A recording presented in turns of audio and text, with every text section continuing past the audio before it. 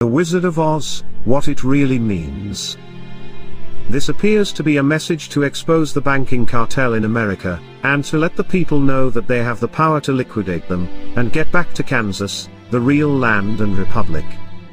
The Wizard of Oz, written by L. Frank Baum, is not just a mere story. What is Oz a symbol for? Ounces. What is measured in ounces? Gold.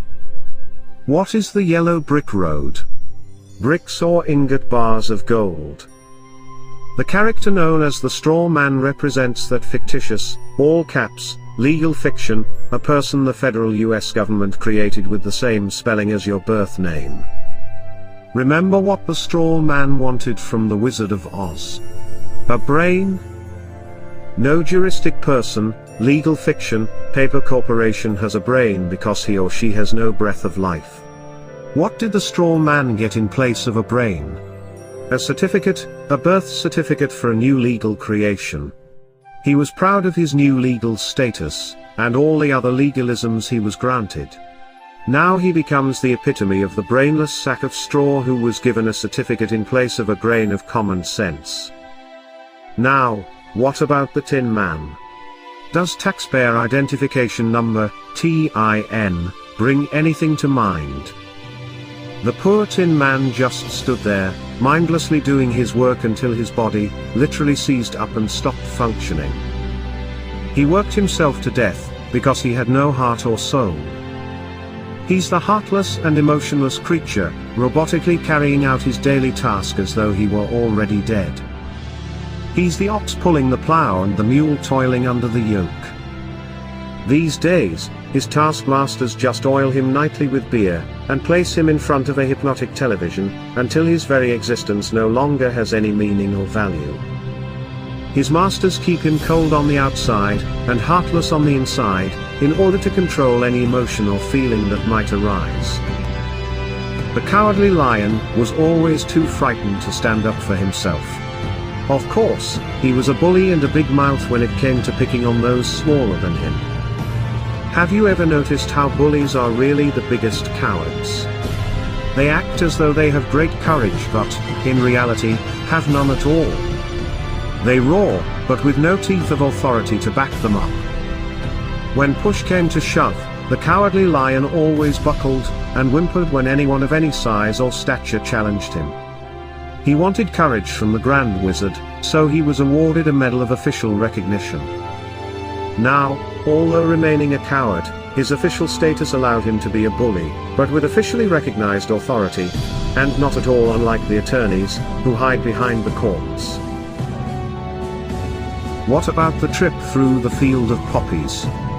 Did you notice how this had no narcotic effect on the Straw Man who had no brain, or the Tin Man with no heart or soul? They weren't real people, so drugs could not influence them. The Wizard of Oz was written at the turn of the century, so how could the author have known America was going to be drugged? The Crown has been playing the drug cartel game for centuries. Just look up the history of Hong Kong and the Opium Wars. The Crown already had valuable experience conquering all of China with drugs, so why not the rest of the world? What was the Emerald City? The Federal Reserve System.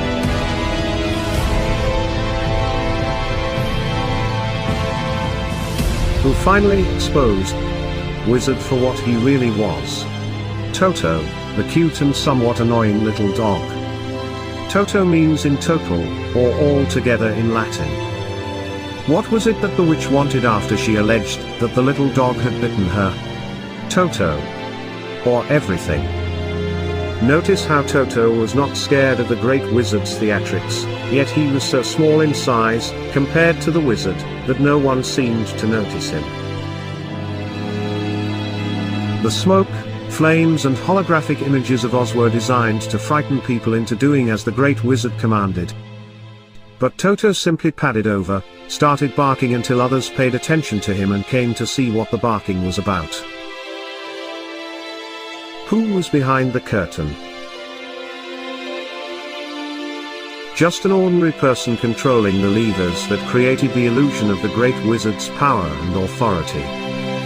When Toto pulled back the curtain and completely exposed him, the charade was at an end. The veil hiding the corporate legal fiction and its false courts was removed. The wizard's game was up, and what was he after all? A con man, a fraud. We can see, in this tale, just how loud the bark from a little dog can be. Most of us remain silent and wait to be given whatever food and recognition, if any, by our legal masters. Let us not forget those flying monkeys. What perfect mythical creatures to represent the Bar Association attorneys, who attack and control the little people for the great crown wizard, the powerful and grand bankers of Oz. How, finally, was the evil witch destroyed? Pure, clean water? Liquidation. How did Dorothy finally get home? She simply clicked her heels. She always had the power, and so do we. What would it take to expose the wizard for what he is? We each need only a brain, a heart and soul, and courage. Then, and perhaps of the greatest importance, we need to learn how to work together. Only by working together, can we have the freedom that was given to us all, under the law of God.